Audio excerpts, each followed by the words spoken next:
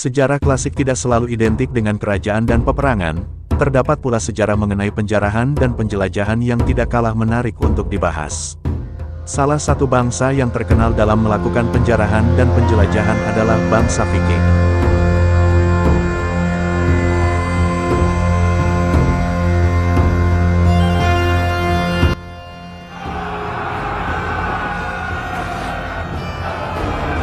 Bangsa ini berasal dari dataran dingin Skandinavia, yang pada awal abad ke-9 mulai memasuki Eropa bagian barat melalui Laut Utara.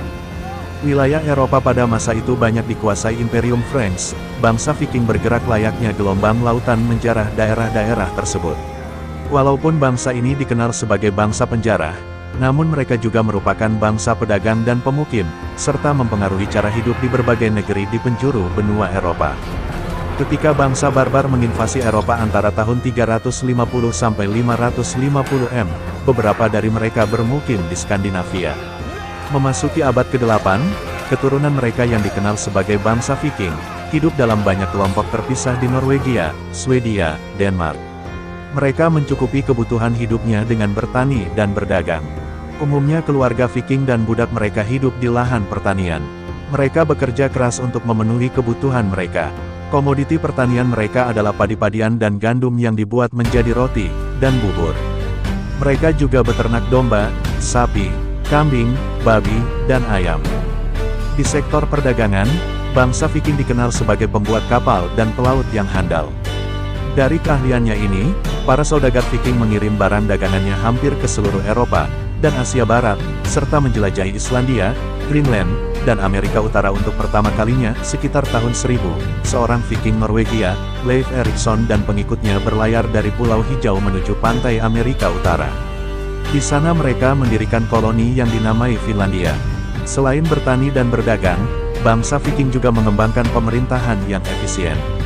Anggota masyarakat lokal memilih dewan-dewan yang disebut ting untuk memutuskan perkara hukum. Penjahat yang telah diadili dapat dijadikan budak di pertanian Skandinavia atau dijual ke luar negeri. Menjelang abad ke-9, seiring dengan pertambahan populasi, tanah pertanian menjadi semakin jarang. Hal ini yang menyebabkan banyak bangsa Viking memutuskan menjadi penjara daerah-daerah pantai yang mereka lewati. Kapal bangsa Viking pada abad ke-7 M, bangsa Viking mulai keluar dari tanah asalnya di Norwegia, Denmark, dan Swedia, dikenal sebagai wilayah Skandinavia, untuk berlayar serta mencari kekayaan dan tanah pertanian yang lebih baik. Mereka membuat kapal kayu yang sangat indah dan dapat berlayar di laut atau di sungai. Bangsa Viking membuat kapal berukuran besar dengan lunas kuat sebagai kerangka. Dengan menggunakan layar atau dayung, kapal ini dapat melaju cepat. Jika diperlukan, kapal ini dapat ditarik oleh sekelompok manusia melalui darat. Bahkan, kapal ini dapat ditarik menempuh jarak jauh sampai ke pedalaman Rusia, agar dapat berpindah dari satu sungai ke sungai lainnya. Kapal Viking juga mudah dilabuhkan tanpa memerlukan pelabuhan. Kapal ini identik dengan patung naga di haluannya, yang dipercaya dapat menakuti roh jahat, monster laut, dan musuh. Kapal yang mempunyai mobilitas luar biasa ini membuat penjarahan mereka di Eropa dapat berlangsung cepat dan efisien. Hal ini menyulitkan penguasa-penguasa Eropa untuk memprediksi kedatangan bangsa Viking ke daerahnya. Kondisi Eropa abad ke-9 Eropa pada awal abad ke-9, diwarnai perebutan kekuasaan oleh keturunan Karl Agung, Karel si Botak, Louis, dan Lothair.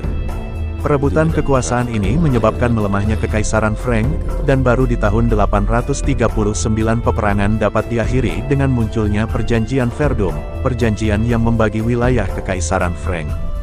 Kesepakatan tertulis itu membagi secara permanen wilayah-wilayah Frank ke dalam wilayah-wilayah terpisah. Sekali lagi Imperium Tunggal lebih dari sebuah gagasan yang pada saat itu sulit terlaksana. Setelah kesepakatan Verdun terlaksana, Karel si Botak harus menghadapi ancaman yang sangat sulit diatasi daripada ancaman saudara-saudaranya yang lapar akan kekuasaan, yaitu ancaman dari penginvasi dari utara, yang menganggap Sungai Loire menjadi pintu ideal untuk memasuki kerajaannya. Para penginvasi itu adalah bangsa Viking, pengembara muda dari daerah Skandinavia, yang berlayar dari kota-kota dingin yang sulit untuk menopang kehidupan keluarga mereka. Bangsa pengembara ini telah berkelana ke laut lepas selama berabad-abad, tetapi perubahan iklim yang aneh tiba-tiba membuat mereka bisa berlayar secara leluasa ke daerah-daerah yang belum pernah mereka kunjungi. Fenomena perubahan cuaca ini dikenal sebagai periode hangat abad pertengahan. Periode ini dimulai dari tahun 800, ditandai dengan naiknya temperatur cuaca di Eropa. Kenaikan temperatur ini cukup untuk melelehkan es di rute-rute laut bagian utara yang sebelumnya tidak dapat dilalui. Berlayar di laut utara yang dingin mempunyai resiko tinggi, yang hanya dapat dilakukan di bulan-bulan tertentu saja. Bangsa Viking menjarah wilayah Eropa menjelang pertengahan abad ke-9. Bangsa Viking sudah bisa berlayar sepanjang tahun dan leluasa memasuki wilayah-wilayah Eropa lainnya. Awalnya bangsa Viking menyerang biara dan kota pantai yang kaya. Kemudian, mereka menyusuri sungai Rhine, Seine, dan Loire untuk menyerang kota-kota di pedalaman. Bangsa Viking bertanggung jawab terhadap pembakaran Rouen dan penghancuran kota-kota sepanjang sungai Seine selama Perang Saudara Kekaisaran Frank. Mereka telah menginvasi wilayah itu hingga wilayah barat daya kerajaan Karel di tahun 843. Besar terhadap moral pasukan Anglo-Saxon, Alfred yang sebelumnya bersembunyi semangatnya mulai kembali. Alfred memimpin pasukan bergerak keluar dari rawa-rawa Athelney. Pada akhir musim dingin 878, ia bertempur melawan pasukan besar Viking di kota Edington, Wessex, dan ia berhasil memenangkan pertempuran itu. Ia dan pasukannya menghancurkan pasukan Viking itu, dan mengejar yang lari. Kekalahan ini adalah kekalahan terbesar yang pernah dialami Viking selama 15 tahun berada di Inggris.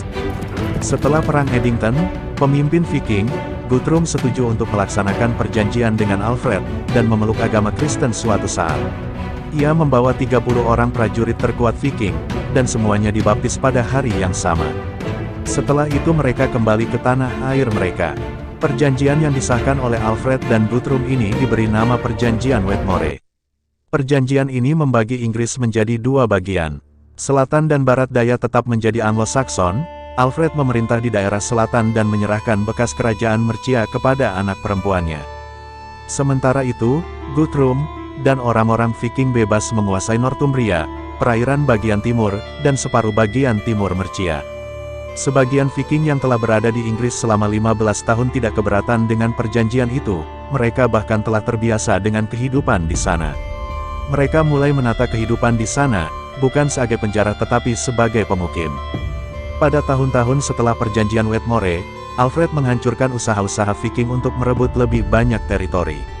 Namun, pembagian Inggris menjadi dua kerajaan, Anglo-Saxon, dan Danelaw tetap terjadi.